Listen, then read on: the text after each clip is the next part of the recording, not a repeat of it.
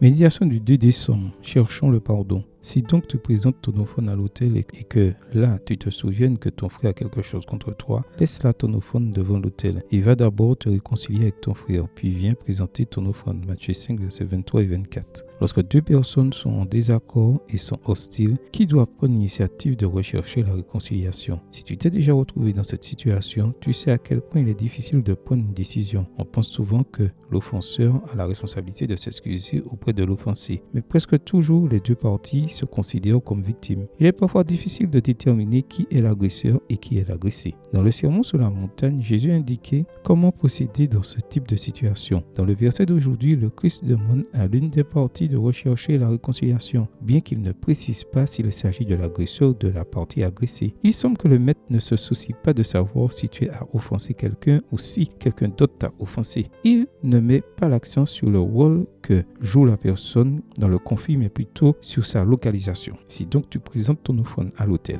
note que l'ordre s'adresse à quelqu'un qui se trouve dans le temple, que la responsabilité de rechercher la réconciliation incombe à la partie la plus proche de Dieu. C'est comme si Jésus disait: toi qui vas devant Dieu pour chercher le pardon divin, je te confie la tâche de chercher aussi la réconciliation avec ton prochain. En 2006, c'est toute une communauté qui a mis les instructions du Christ en pratique. Un homme armé était entré dans une école Amish à Nickel Mine, en Pennsylvanie, et avait ouvert le feu sur des enfants, tuant 5 personnes et en blessant grièvement d'autres. Au lieu de chercher à se venger, la communauté Amish a surpris le monde en pardonnant l'agresseur et à sa famille. Immédiatement après la fusillade, les dirigeants Amish ont rendu visite à la famille du tireur pour lui présenter leurs condoléances et leur soutien. Lors des funérailles des victimes, des membres de la communauté Amish se sont mêlés aux proches de l'agresseur, leur offrant des paroles de réconfort et de pardon. Dans une surprenante démonstration de compassion, les Amish ont collecté des fonds pour la famille du tireur et en ont créé un pour soutenir les victimes et leurs familles. Aujourd'hui, tu peux demander à Jésus de t'accorder cette même attitude de pardon et de réconciliation envers ton prochain. Amen. Bonne journée à toi et que le Seigneur te bénisse.